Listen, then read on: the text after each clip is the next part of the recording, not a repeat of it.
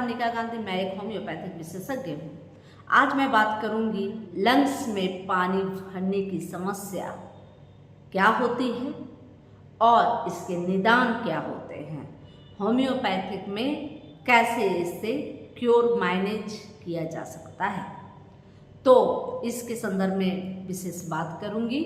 आप वीडियो को कृपया पूरी देखने की कोशिश करें जिससे आपको समझ में आ सके, या आपके कोई नज़दीकी इस समस्या से जूझ रहे हैं तो उन्हें आप सलाह दे सकते हैं। चलिए बात करते हैं लंग्स यानी कि फेफड़ों में पानी भर जाने की समस्या, जिसे हाइड्रोथोरैक्स बोलते हैं, या इसे पल्मोनरी एडिमा कहते हैं, या इसे प्लूरल इफ्यूजन बोलते हैं। इस बीमारी को असल में हाइड्रोथोरैक्स बोलते हैं, लेकिन चूंकि ये हमारे लंग्स में पानी भर जाने की समस्या है इसलिए इसे पल्मोनरी एडिमा बोलते हैं। तो इन कंडीशनों में क्या आपको होम्योपैथिक दवा आपके लिए सही हो सकती है, यह तो आपके चिकित्सक जिनसे आप मिले उन्हें अपनी समस्याओं को बताएं, वही निर्णय कर सकते हैं।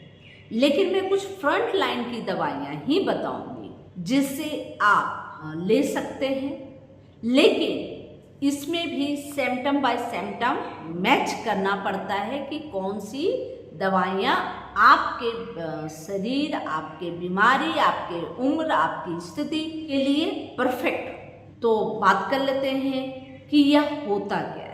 चूँकि हमारा लंग्स जो है, जब हम सांस लेते हैं तो फैलता है और जब सांस छोड़ते हैं तो थोड़ा सिकुड़ता है। इस स्थिति में हमारे शरीर में ऑक्सीजन का पंपिंग होता है और इसके लिए शरीर में नेचुरल तरीके से कुछ सीमित फ्लूइड होते हैं।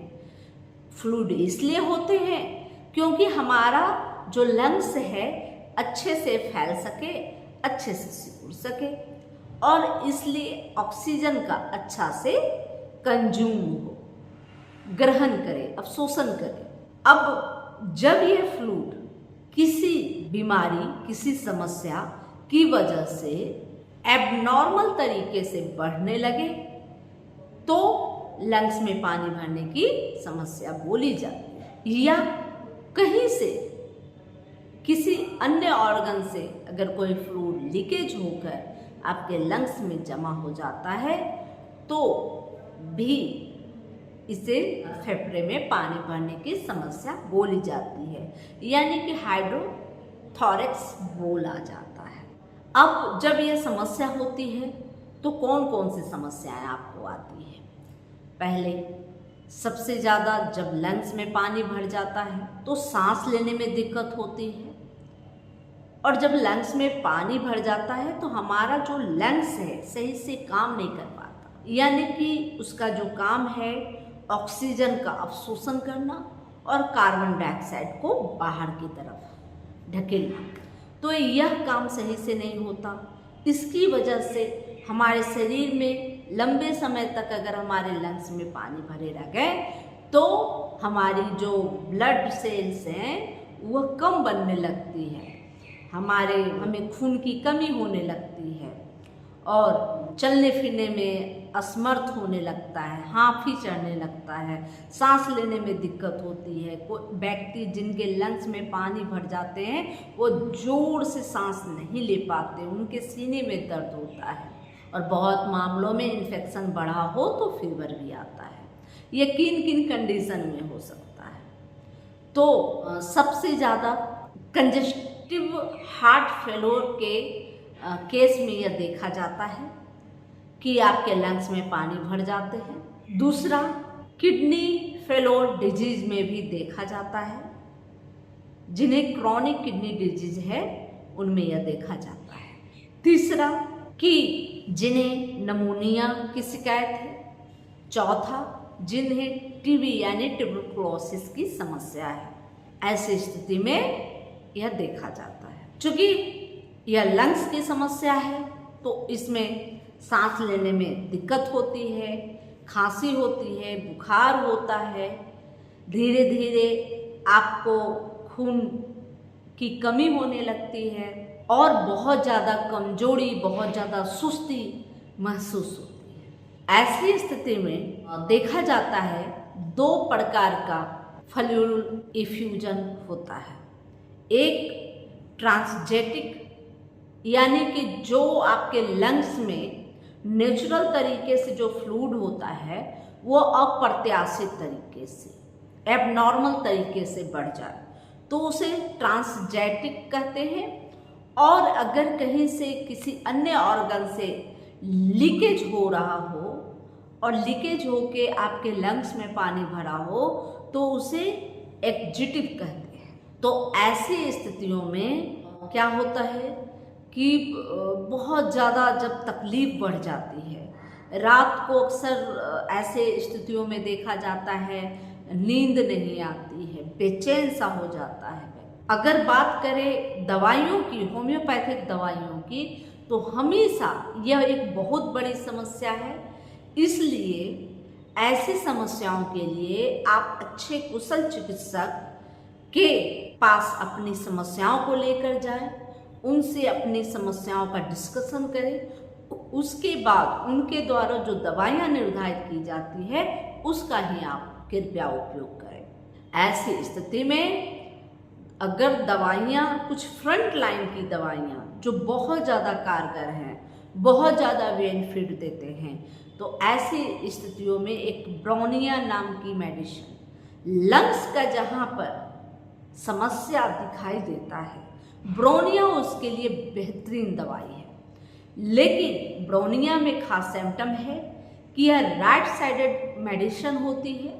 अगर राइट साइड में अगर भारीपन ज़्यादा हो, राइट साइड में दर्द ज़्यादा महसूस हो, रात में जो है कि हमेशा सो नहीं पाए, उठ के मरीज बैठ जाता हो, उन्हें बहुत ज़्यादा खांसी हो, अगर खांसता है मरीज तो छाती में बहुत ज़्यादा दर्द होता है, जब उन्हें खांसी आती है तो अपने छाती को पकड़ लेते हैं या सांस भी लेते समय वो पकड़ने की कोशिश करते हैं।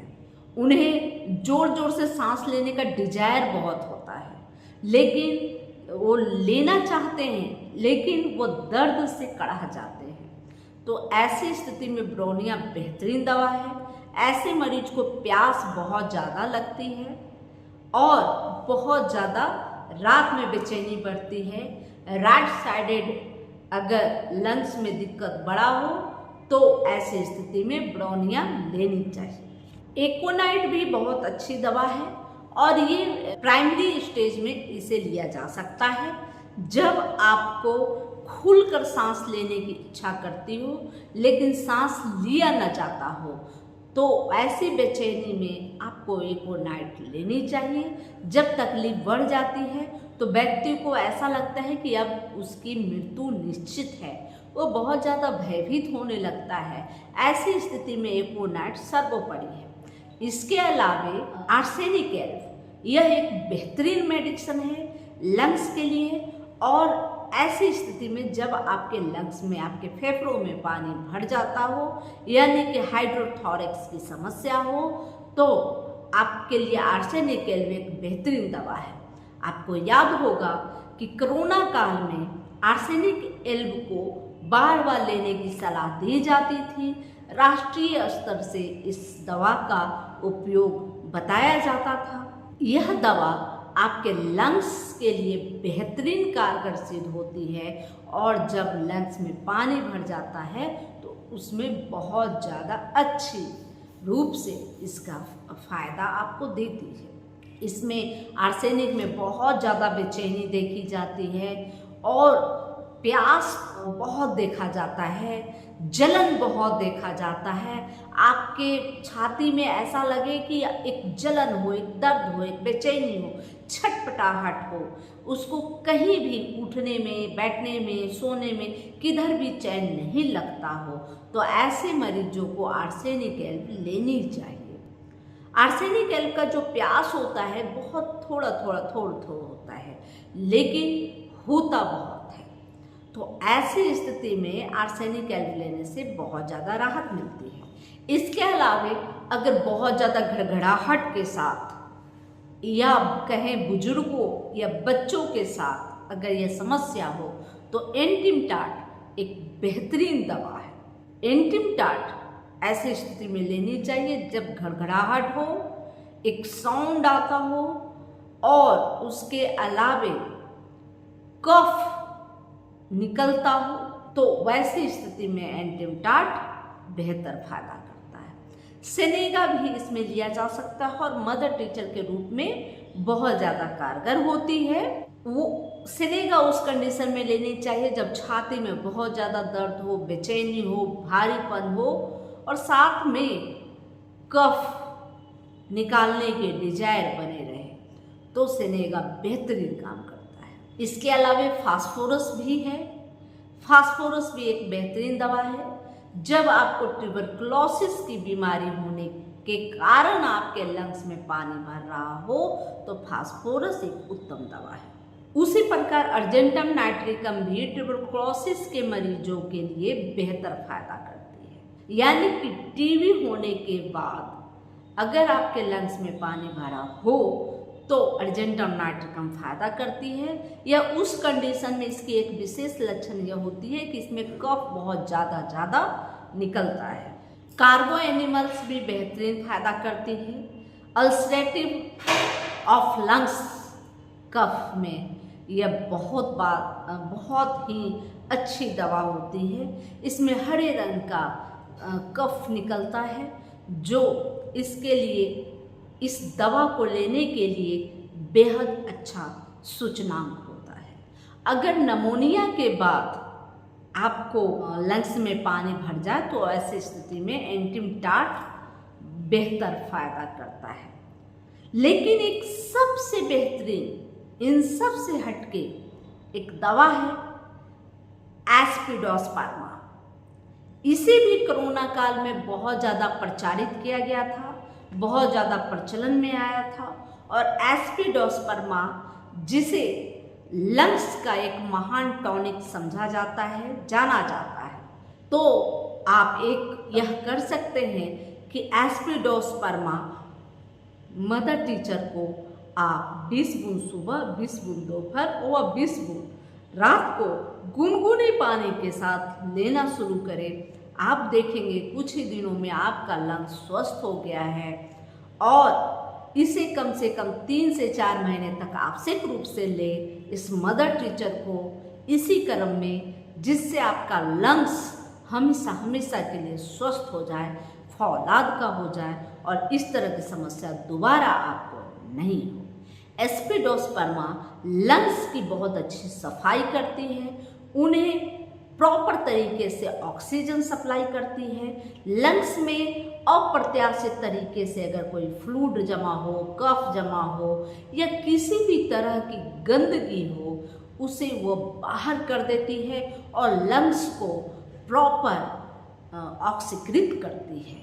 इसलिए एस्पिडोस्पर्मा मदर टीचर हमेशा ऐसी स्थितियों में जब भी लंग्स की कोई समस्या हो उसमें जरूर स्मरण करना चाहिए।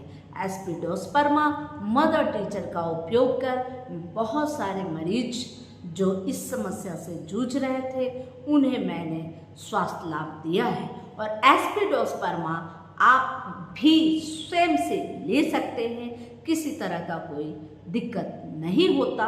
एस्पिडोस्पर्मा एक ऐसी दवा है जिसे हर कोई ले सकता है और अपनी इच्छा से ले सकता है।